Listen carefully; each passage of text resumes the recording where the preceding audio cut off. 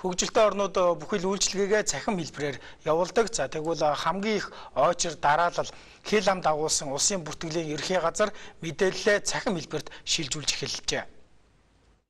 1958 оноос өнөөдрийг хүртэл цаасан баримтаар үйл ажиллагаа явуулж байсан улсын бүртгэлийн ерөнхий газар өнөөдрөөс эхлэн бүх мэдээлэлээ цахим хэлбэрт оруулж эхэллээ. Хүн төрхөөс өөхөх хүртэл 8 төрлийн бүртгэл хийлэгдэх, дээрх бүртгэлүүд нь бүгд салангат цаасан хэлбэрээр байдаг. Иймээс улсын бүртгэлийн ерөнхий газар иргэдийн хүссэн мэдээллийг ажлын 5 хоног шаардлагатай үед түүнээс удаан хугацааны дараа гаргаж өгдөг.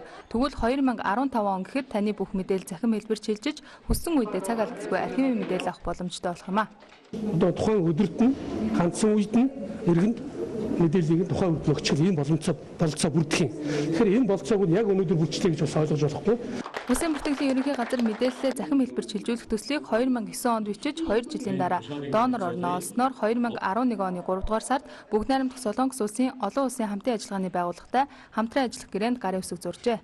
Улсын бүртгэлийн үйл ажиллагааг боловсронгуй болгож шалбаршуулах, бүртгэлийн архивын баримт материалын аюулгүй, найдвартай байдлыг хангаж бэхжүүлэх, бүртгэлийн үйл ажиллагааг иргэдэд түргэн шуурхай хүргэх арга хэмжээний хүрээнд бүртгэлийн архивын цаасан их нотлох баримтыг цахимжуулах ажлыг олон улсын байгууллага, донор орнуудын санхүүжилт дэмжлэгтэйгээр эхлүүлээд байна. Улсын бүртгэлийн ерөнхий газар Монгол улсын мянганы хөгжлийн зорилтод суурилсан үндэсний хөгжлийн зохиц бодлого, засгийн газрын үйл ажиллагааны хөтөлбөр болон Монгол улсад бүртгэл мэдээллийн нэгдсэн тогтолцоо бий болох үндэсний хөтөлбөрийг хэрэгжүүлэх ажлын хүрээнд томоохон арга хэмжээнүүдийг үе шаттайгаар хэрэгжүүлж байгаа. Үүний нэг нь цахим архив. 4 сая Америк долларын буцалтгүй тусламжаар санхүүжүүлж байгаа цахим архивыг бий болгоход 27 ажилтан ажиллаж байна.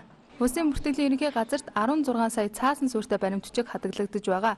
Өнөөдрөөс эхлэн 1951 оны төрөлтийн бүртгэлийг оруулж эхлээд байна.